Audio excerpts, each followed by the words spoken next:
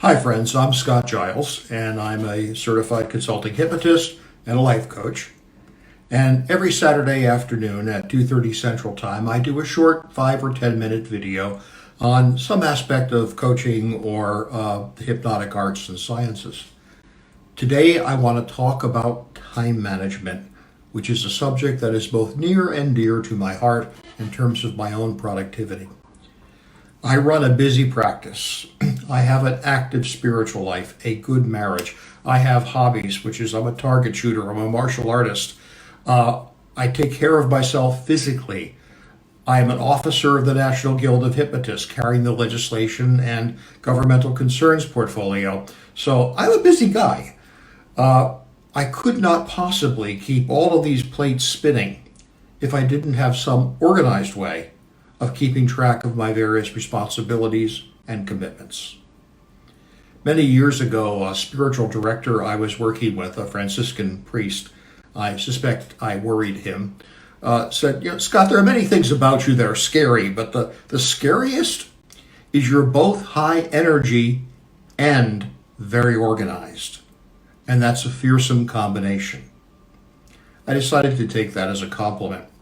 Now, I wasn't always this way. I suspect as a boy I was actually ADD. I think I actually had some form of an attention deficit disorder that I simply outgrew, which can happen. I learned early on that as a child, coming from a home that was not a happy home, nothing I did was ever going to be good enough to get praised or recognition. So I tended to take on more than I should as a way to achieve that recognition. And in order not to fail, I had to do something to organize all the stuff I was taking on. I never got that recognition from my family of origin, but I did develop good skills at task management. Over the years, I learned to be, in fact, organized. Some of that also comes from my training as an ex-professional chef.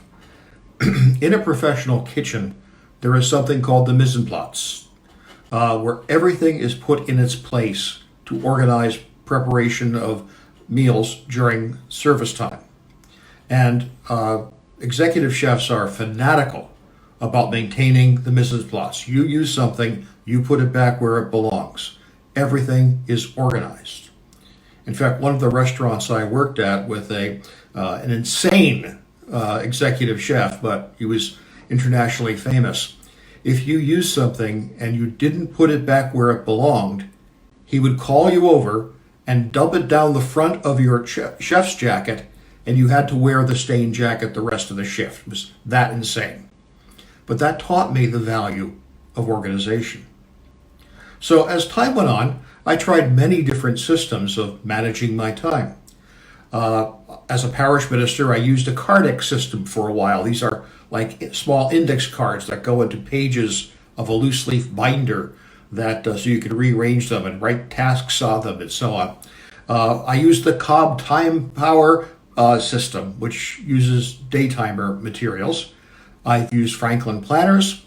I've even experimented with what's now called the bullet journal. You can find it on the web, which is a great way to to organize your tasks if you have an artistic side and the time to maintain it. Over the years, I've settled on a particular time management system that works for me. There are many systems that do work, and you can whatever works for you is what you should use.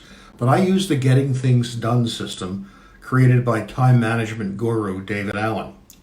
There are subsets of it like Zen to Done and so on that are simpler, but basically the idea is you need to get things out of your head. You use your brain to think, not to store information. You get things out of your head and into some simple, trusted system. It has to be so simple you could maintain it on a rainy Monday morning when you have a bad flu, says David Allen. If it's any more complicated than that, it will eventually leak information because you will not be updating it and you won't be able to trust it. You can implement the Getting Things Done system using a paper planner, index cards, file folders, a computer. There are a number of software programs available that specifically implement getting things done in different levels of intensity. I currently use OmniFocus Pro, and OmniFocus is probably the most complex way of maintaining the getting things done system, but it also has the highest capacity, and I've got a lot of plates spinning that I have to keep spinning. In getting things done, you have your calendar, of course, your appointments that you have to keep, and the only thing you put on your calendar are things that absolutely, positively must be done on that day, like take out the trash. Everything else belongs in what are called context lists.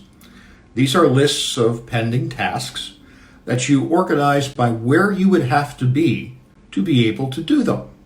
So you got a list of calls, you got a list of errands, you got a list of things you can do at home, you got a list of things you can do only when you're online, you got a list of things you can do only at your office, and so on. And when you're in that place, you look at your contact lists and decide what you have the time to do and what you have the energy to do. Now, David Allen makes a careful distinction between projects and tasks. Tasks are something that you just simply do. They're very granular. A project consists of multiple tasks. So in your planning, when you have a project, you break it down into discrete tasks. And then it's like reporting to work at a widget cranking factory, and you're standing at a widget cranking machine with a big pile of uncranked widgets. You just chop through the widgets, do the various tasks, and in the process you progressively accomplish all the steps of your various projects. The clue here is to, the way that David Allen puts it is, there are some steps you take. First, capture. Get the ideas out of your head and capture them in some way. Write them down, typically, or enter them in a computer. Every week I do what I call a brain dump. Anything that's still clacking around my head that for some reason I haven't written down, I write down at that point. After you've got all the stuff captured, and you can use inboxes for this too. And one of the things David Allen recommends is have as many inboxes that you need, but as few as possible. So I have one email inbox, I have one voicemail inbox, I have one physical inbox, and everything goes to these.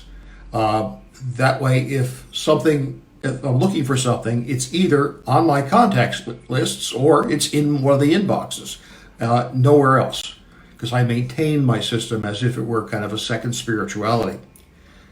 So after you've captured your tasks and your ideas, you clarify them.